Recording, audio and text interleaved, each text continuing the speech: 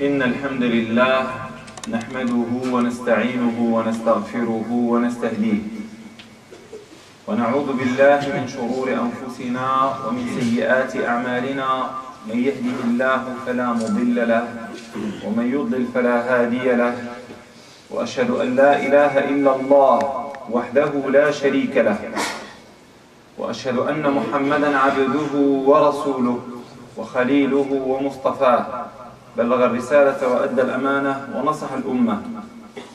اللهم صل على محمد وعلى آله وصحبه وعلى من والاه. يا أيها الناس اتقوا ربكم الذي خلقكم من نفس واحدة وخلق منها زوجها وبث منهما رجالا كثيرا ونساء واتقوا الله الذي تساءلون به والأرحام إن الله كان عليكم رقيبا.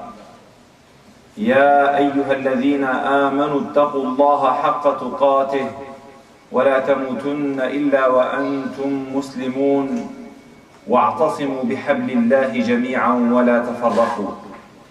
عباد الله، كما تحدثنا في دروس سابقة خلال هذا الشهر الفضيل حول بركة هذا الشهر، نحاول أن نخصص موضوع خطبة اليوم حول رمضان والتغيير. Comme vous avez bien constaté que nous avons essayé de traiter quelques sujets concernant ce mois béni depuis le début du mois de Ramadan, aujourd'hui nous allons consacrer notre prêche sur le changement dans le mois de Ramadan et après le mois de Ramadan.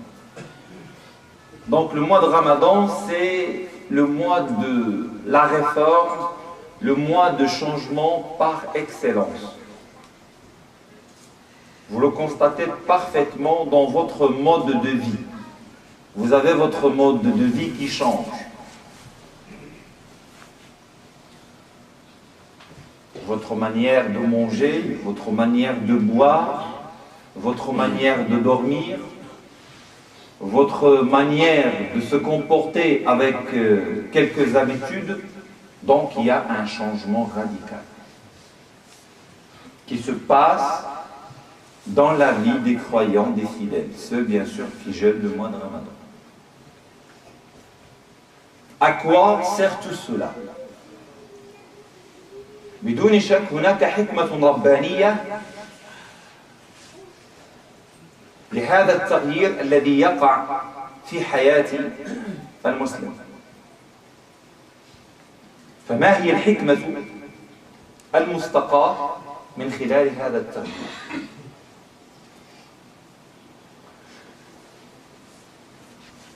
ما أريد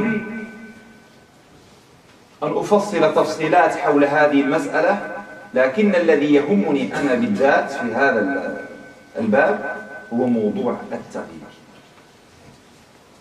يقول الحق تبارك وتعالى بعد أعوذ بالله من الشيطان الرجيم: إن الله لا يغير ما بقوم حتى يغيروا ما بأنفسهم. Dieu dit dans Sourate Al-Ra'd, le tonnerre, Dieu ne change pas l'état d'un peuple tant que eux-mêmes ne changeront pas leur état.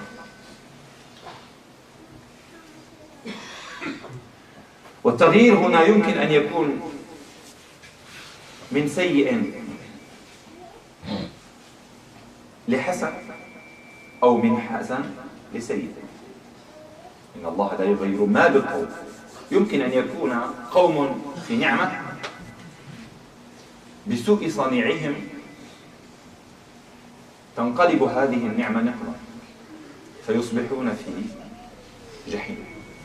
ويمكن أن يكون القوم في جحيم، في فتنة، في ضلالة، في انحطاط، في بحسن صنيعهم تتحول أحوالهم فيصبحون على خير. ما هنا جاءت نكرة إن الله لا يغير ما بقوم سواء خير أو حسن. Donc le changement dans ce verset, possible, un peuple vit la misère, et parce qu'ils ont réussi à créer le changement, et là automatiquement, par le principe de causalité, vous allez voir leur situation qui va s'améliorer vers le bien. Comme ils peuvent être dans le bien, ils sont à l'aise, mais par contre, ils n'étaient pas à la hauteur de respecter le sunnah, et automatiquement, ils basculeront vers une situation vraiment dégradée. Le verset est clair que nafs al-insan محور التغيير أساس التغيير, c'est toi. C'est toi mon frère, c'est toi ma sœur. Parce que souvent on accuse tout le monde. On accuse tout le monde. On accuse le gouverneur, on accuse les ministres, on accuse les commerçants, on accuse les professeurs, on accuse la société, on accuse le système d'enseignement, on accuse les associations, on accuse les mosquées. Vous imaginez, on accuse Dieu. C'est affreux. On accuse Dieu. C'est grave. Tu parles avec des jeunes, tu dis Allah c'est grave. On accuse l'épouse, ou bien on accuse le mari, grâce à toi. Mais jamais on s'est posé la question, est-ce que ce n'est pas moi qui a causé tout ce tort? Jamais tu étais en face de tes responsabilités et puis tu vas tout simplement être sincère. La sincérité mène à la réussite certainement, mais la première des choses, sois sincère avec soi. Avec toi. تريد النجاح وأنت فاشل في معرفة نفسك. Comment tu cherches la réussite, le succès, alors que l'échec débute déjà parce que tu ignores c'est qui toi.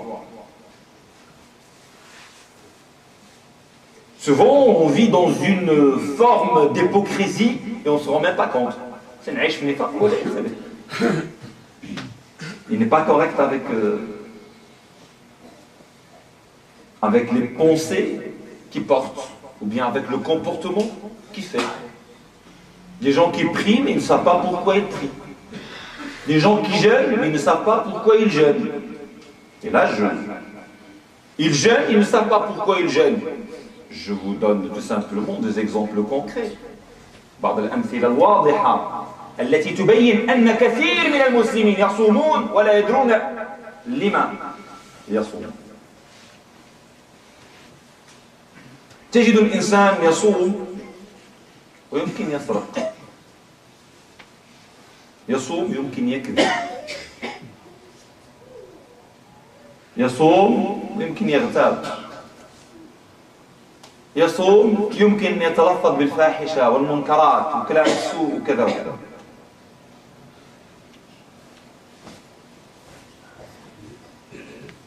Mais il y a certains qui vont me dire, mais ça c'est pas compatible avec le jeûne. Tout à fait, c'est pas compatible avec le jeûne. Mais vous pensez, moi je vais essayer de voir la chose autrement, mais vous pensez que l'homme est parfait? Non, l'homme n'est pas parfait. Tu peux prier et voler, ça peut arriver. Parce que le parfait appartient au Seigneur. يكون تصدق يمكن يصدق. محتمل. وكيتوب الله عز وجل. ارجع إلى الله. يمكن يسمتني. حنا تنجو on essaie de نعيشوا في واحد خيالات كنكونوها وتنهربوا من الحقيقة. بدنا نبقاو في الخيالات. L'être humain de nature, c'est quelqu'un qui est faible. La tentation est présente. Maintenant, c'est comment fonctionner avec l'erreur. Ça, c'est connaître ton être.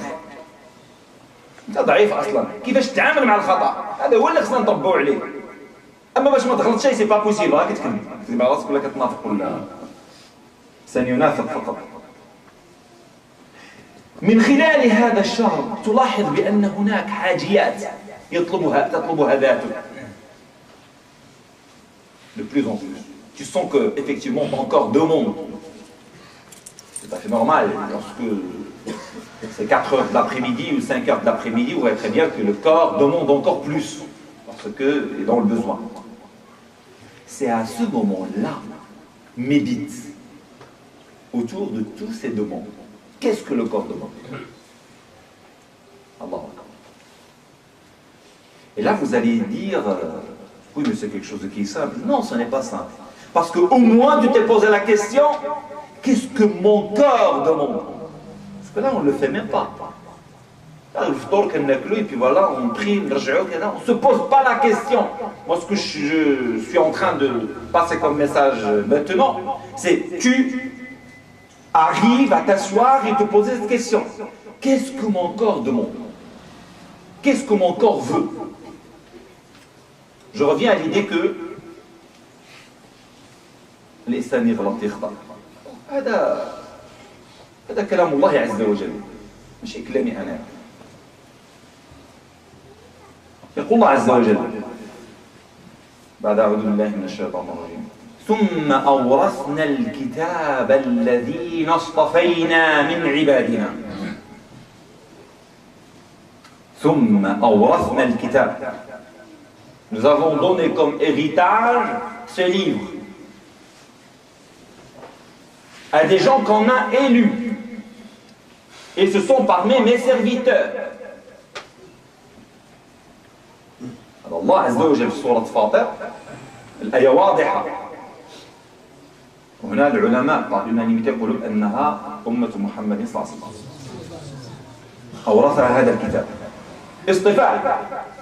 ثم أورثنا الكتاب الذين اصطفينا من عبادنا.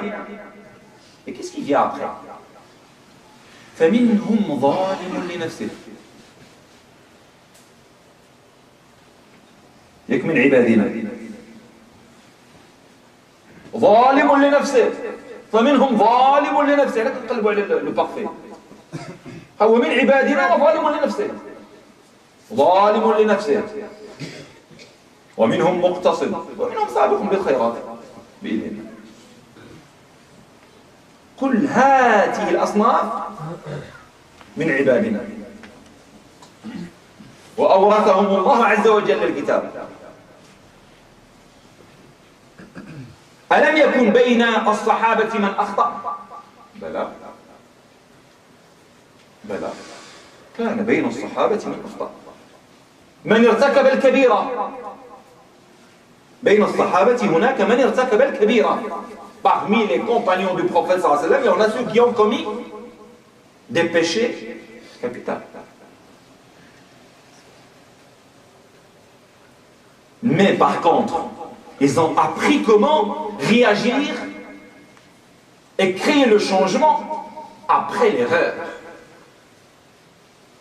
Ils ne ferment pas leurs yeux sur le tort et sur le péché. Ya Rasulallah.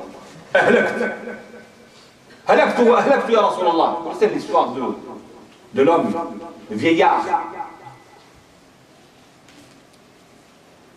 qui a usé de sa femme dans le mois de Ramadan et qui vient vers le prophète sallallahu alayhi wa sallam. Ya Rasulallah, quel tort j'ai commis? Qu'est-ce que tu as fait?